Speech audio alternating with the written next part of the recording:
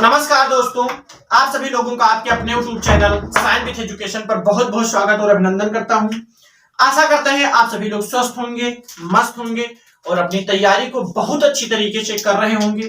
पिछली क्लास में हम लोग पढ़ रहे थे ज्वालामुखी के बारे में।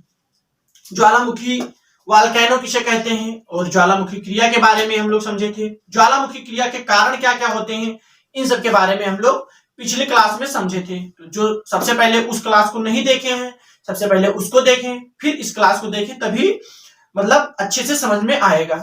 तो आज की क्लास में हम लोग पढ़ेंगे ज्वालामुखी उद्गार के बारे में, उसी को कंटिन्यू करते हुए उसी टॉपिक को और आगे बढ़ेंगे। तो सबसे पहले लिखिए कि ज्वालामुखी उद्गार, हेडिंग डालिए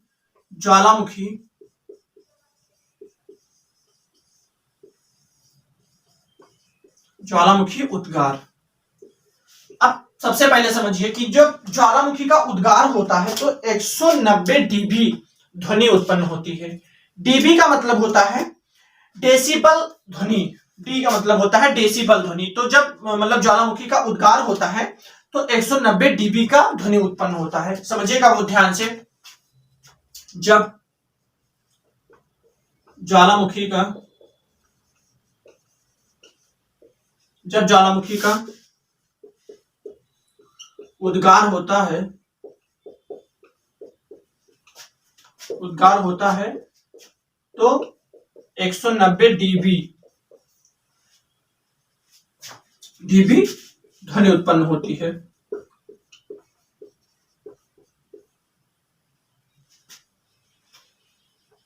ध्वनि उत्पन्न होती है, ठीक है। मतलब जब ज्वालामुखी का उद्गार होगा तब 190 डीबी का ध्वनि उत्पन्न होती है और ध्वनि उत्पन्न होती है। और जब इसका उद्गार होता है तो भूकंप आता है। इसमें नेक्स्ट पॉइंट में लिखेगा फिर यहां पर, और भूकंप आता है।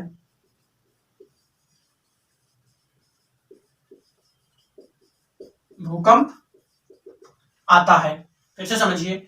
जब ज्वालामुखी का उद्गार होता है तो 190 डीबी की ध्वनि उत्पन्न होती है और जब इसका उद्गार होता है तो बहुत भयानक भूकंप भी बनते हैं। अब यहां से समझिएगा कि जब मैग्मा जो होता है वो बाहर आता है तो मैग्मा में गैस होती है, जलवाष्प होते हैं, CO2 होती हैं, तरल पदार्थ होते हैं। और इसमें समझिएगा कि ये धातुओं का जो होता है वो पिघला हुआ रूप होता है, ठीक, पिघला हुआ रूप होता है।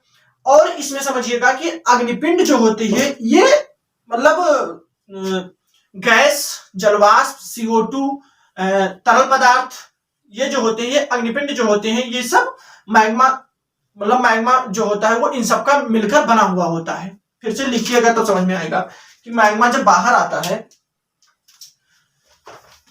इसमें लिखिएगा कि मैग्मा जब बाहर आता है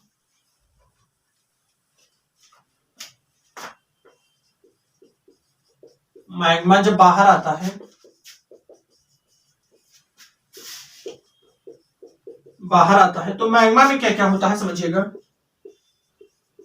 मैग्मा में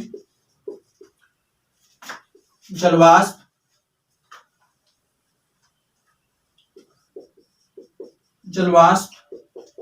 गैस, तरल पदार्थ,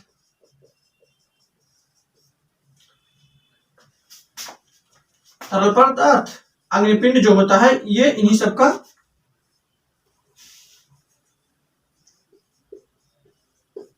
अग्निपिंड जो होता है वो मैग्मा जो होता है वो इन्हीं सब का मिलकर बना होता है, से मिलकर बना हुआ होता है।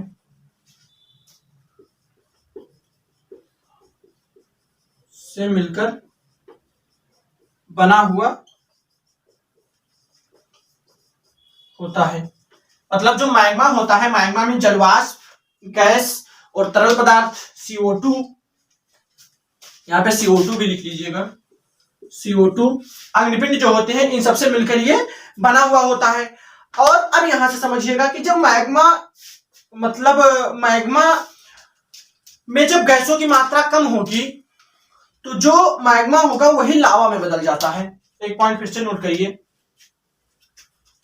कि जो मैग्मा होता है, लिखिएगा, मैग्मा में जब मैग्मा में जब गैसों की मात्रा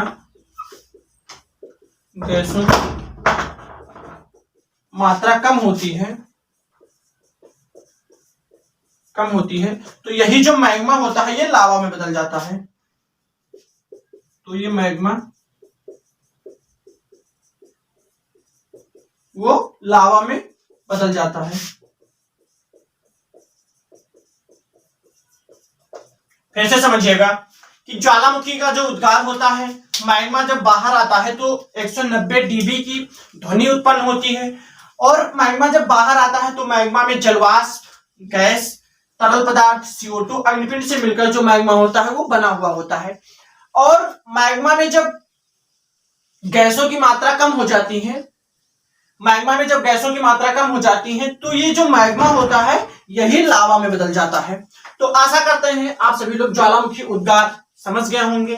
अगली क्लास में हम लोग पढ़ेंगे ज्वालामुखी के प्रकार के बारे में, कि टाइप्स ऑफ वोल्केनो जो है इसके बारे में हम लोग समझेंगे और पढ़ेंगे कि कितने प्रकार के और कौन कौन सी हैं। तो इस क्लास में बस इतना ही। क्लास कैसे लगी कमेंट बॉक्स में जरूर बताएं, और आप सभी लोगों से निवेदन है कि अपनी क्लास को सभी दोस्तों में शेयर करें, सब्सक्राइब करें और लाइक करें। बेल आइकन प्रेस करना ना भूलें, जिससे कि जो हमारे क्लास का नोटिफिकेशन होता है वो आप सभी लोगों तक सबसे पहले पहुंचे और अपनी तैयारी को बहुत अच्छी तरीके से कर पाए। तो मिलते हैं अगली क्लास में एक नए उत्साह और नए उमंग के साथ। तब तक के लिए जय हिंद, जय भारत।